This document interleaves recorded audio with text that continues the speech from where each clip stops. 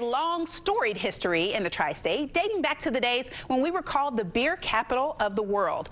Prohibition forced reinvention, and the coronavirus is doing the same. On the front page centerpiece this week, a local brewery is making a splash and showing how to rebuild a brewery. Braxton was set up perfectly for a breakout year, and then COVID hit. So the fast-growing Northern Kentucky brewery had to reinvent itself. The good news, adapting and innovating is basically in the Covington Brewery's DNA.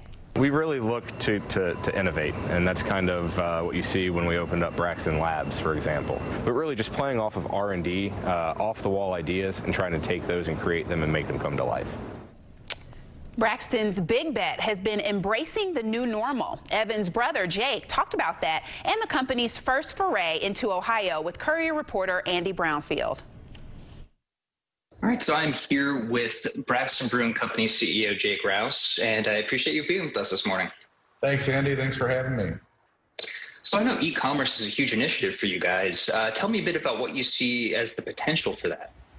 Yeah, I mean, during the coronavirus, we definitely learned a lot about what it meant to sell beer online and the convenience factor for getting customers to be able to purchase products over the internet. So I believe wholeheartedly that in the next 1 to 3 years, this is going to be a massive, massive initiative, not just for us, but for our retail partners in distribution.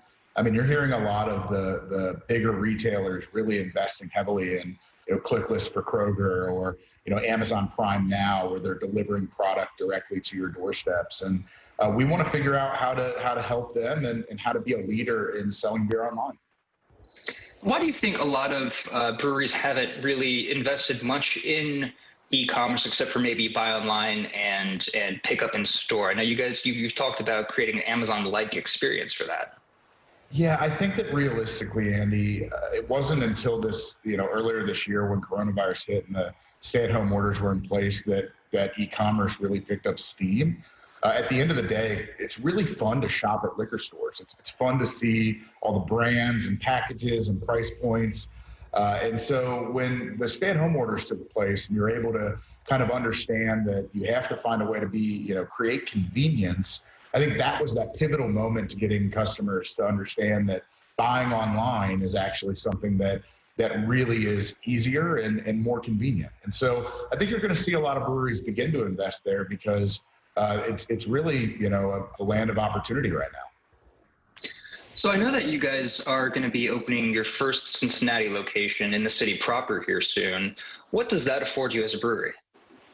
Yeah, we've always wanted a location in Cincinnati, and we're getting really close to opening it. I think we're going to be making an announcement on that next week. But for us, we really wanted to create a space that, opened us up to the world of customers that live on the Ohio side of the river. As we know, that sometimes the Ohio River can be an ocean, and while we're thrilled about the customers that do come over and visit us in Covington or Fort Mitchell or Newport, we certainly wanted to kind of make it easier for those customers that don't really enter into Kentucky very often to stop by and enjoy what we're all about. So I think you're gonna really love the space. It's really unique to what we're doing, and I think it's just going to be an amazing, great opportunity for customers to enjoy the Braxton brand.